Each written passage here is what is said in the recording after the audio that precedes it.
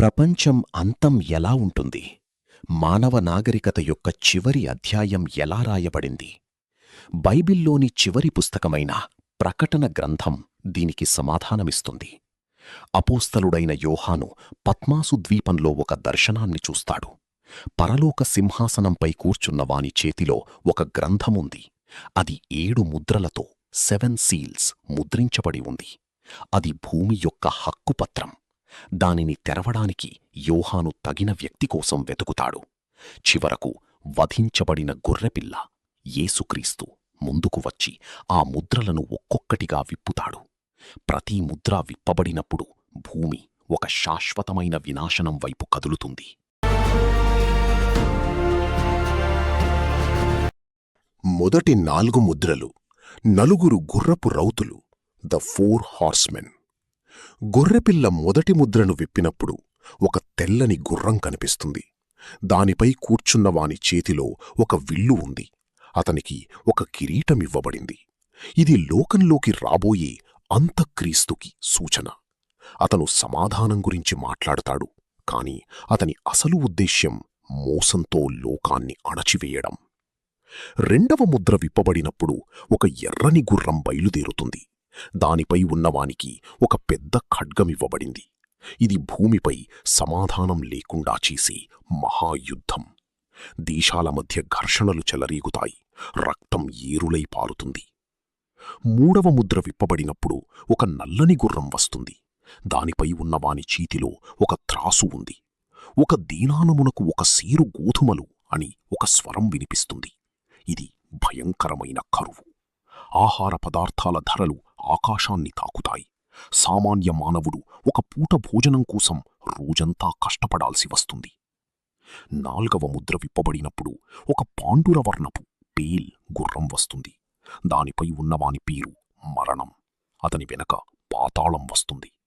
భూమిపై ఉన్న జనాభాలో 4వ వంతు మందిని యుద్ధం, కరువు మరియు తెగుళ్ల ద్వారా చంపడానికి వారికి అధికారమివ్వబడింది. 5వ ముద్ర హతసాక్షుల కేక, the cry of the martyrs. 5వ ముద్ర విప్పబడినప్పుడు దేవుని వాక్యం నిమిత్తం చంపబడిన వారి ఆత్మలను యోహాను చూస్తాడు. వారు బలిపీఠము కింద ఉండి, నాథా, సత్యవంతుడవును పరిశుద్ధుడవునైనవాడా, ఇంకా ఎంతకాలం తీర్పు తీర్చకుండా ఉంటావు అని కేకలు వేస్తారు. వారికి తెల్లని వస్త్రాలు ఇవ్వబడ్డాయి. మీ తోటి సహోదరుల సంఖ్య పూర్తి అయ్యే వరకు మరికొంతకాలం వీచి ఉండండి అని దేవుడు చెబుతాడు. ఇది నీతి కోసం వీచిచూసే ప్రతి ఆత్మకు దొరికే నిరీక్షణ. 6వ ముద్ర విశ్వాంతరాళ ప్రకంపనలు, ద కాస్మిక్ షేకప్. 6వ ముద్ర విప్పబడినప్పుడు ప్రకృతి అతలాకుతలమవుతుంది. భయంకరమైన భూకంపం సంభవిస్తుంది. సూర్యుడు కంబలివలి నల్లగా మారుతాడు. చంద్రుడు రక్తవర్ణమవుతాడు. అంజూరపు పండ్లు రాలినట్లు ఆకాశ నక్షత్రాలు భూమిపై రాలుతాయి. ఆకాశం ఒక చుట్టలా చుట్టబడి విడిపోతుంది. ప్రతి కొండ మరియు ద్వీపం తన స్థానం నుండి కదిలిపోతాయి. భూమిమీది రాజులు, గొప్పవారు, దాసులు, స్వతంత్రులు అందరూ గుహల్లో దాక్కుంటారు. గొర్రెపిల్ల ఉగ్రత నుండి మమ్మల్ని దాచండి. ఆ మహాదినం రానే వచ్చింది. దాని ముందు ఎవరు నిలవగలరు అని అరుస్తారు. ఇది మానవ గర్వం అంతమయ్యే సమయం. 7వ ముద్ర మౌనం మరియు ధూపార్తి, the silence and the censer. చివరగా 7వ ముద్ర విప్పబడినప్పుడు పరలోకంలో మహా నిశ్శబ్దం ఏర్పడుతుంది. సుమారు అరగంటసేపు అక్కడ ఎటువంటి శబ్దం లేదు.